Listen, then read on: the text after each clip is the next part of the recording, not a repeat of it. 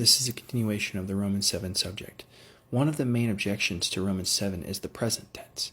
However, there is a common verb tense called the historical present tense. This is part of one's ordinary speech and is present in other biblical passages.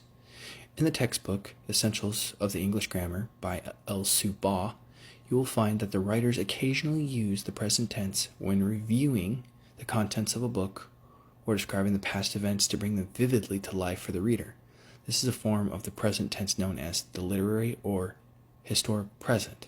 This is in the second edition, page 15.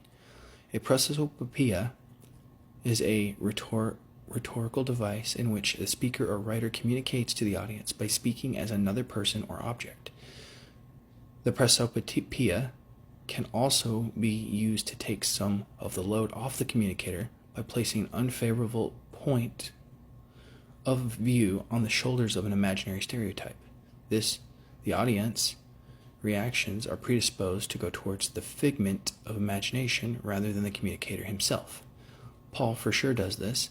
We see it in Romans 3 and also in Romans 9 with the interlocutor, which Paul describes a possible argument, but one which hasn't happened yet.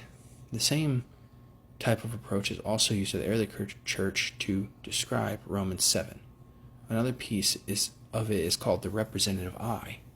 But as far as Bush is concerned, the clearest allusion to Genesis narrative appears in Romans 7:11, where Paul writes, "Sin deceived me," clearly echoing Eve's confession of Genesis 3:13.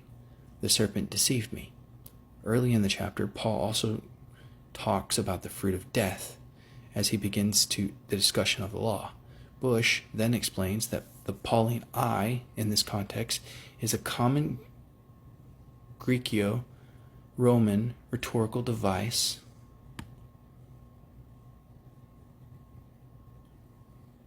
of prosopopoeia, speech and character. Paul, speaking as Eve, is the primeval transgression. In recognizing the character and passage, Fetzmer believes that the I is a literary device used to dramatize in a personal way the experience common to all ungenerate human beings faced with the law and relying on their own resources to meet its obligations. Here the apostle is viewing the humanity through Jewish eyes, trying to achieve right standing before God. Also believes that it is clear that Paul intends us to understand him as the description of a typical human experience. It is for everyone he is speaking in this famous passage.